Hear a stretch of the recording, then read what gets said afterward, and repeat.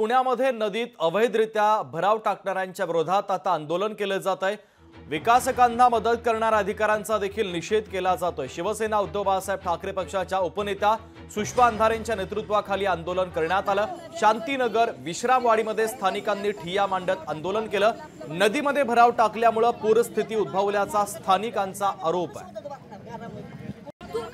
आम्हाला अलर्ट केल्याशिवाय पाणी सोडलं।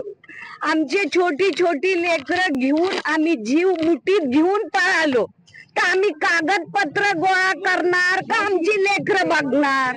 अहो जीव वाचला तर असं आम्ही कुठे बी भीक मागून जगू, पण कागदपत्र सांभाळून आमचे लेकरं पुन्हा आम्ही जन्माला घालू का? हे शासनाने विचार करावा। आम्हाला मात्र पुरावे मागतात, आधार कार्ड द्या, रेशन कार्ड द्या। अरे असलं तर देऊ ना, वाहून गेलं तर कुठून देणार आम्ही? बनवायला गेलं तर आम्हाला पैसे मागतात।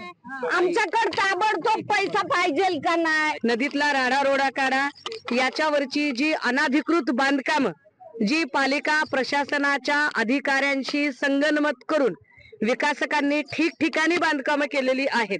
इकडे लॅटेरिया आणि अंबानगरीच्या पलीकडच्या बाजूने जर आपण बघितलं तर ही सगळीच्या सगळी आता नवीन झालेली जी सोसायटी आहे, जी आपण मुंजाबा वस्तीकडे जातोय, ही सगळीच्या सगळी सोसायटी, अर्धी सोसायटी नाल्यावर बांधल्यासारखी आहे, ज्यामुळे की नाला पूर्णतः त्याचा संकोच होतो आणि पाणी गोरगरिबांच्या घरात शिरतं। त्यामुळे या श्रीमंत विकासक आणि अधिकाऱ्यांचं संगनमत काय ते सरकारने शोधावं, कारवाई व्हावी आणि या सगळ्या लोकांना त्यांना त्यांची हक्काची घरं मिळावी, यासाठी म्हणून हे आंदोलन चालू आहे। लोकशाही मराठी ऐका, पहा, जागरूक रहा।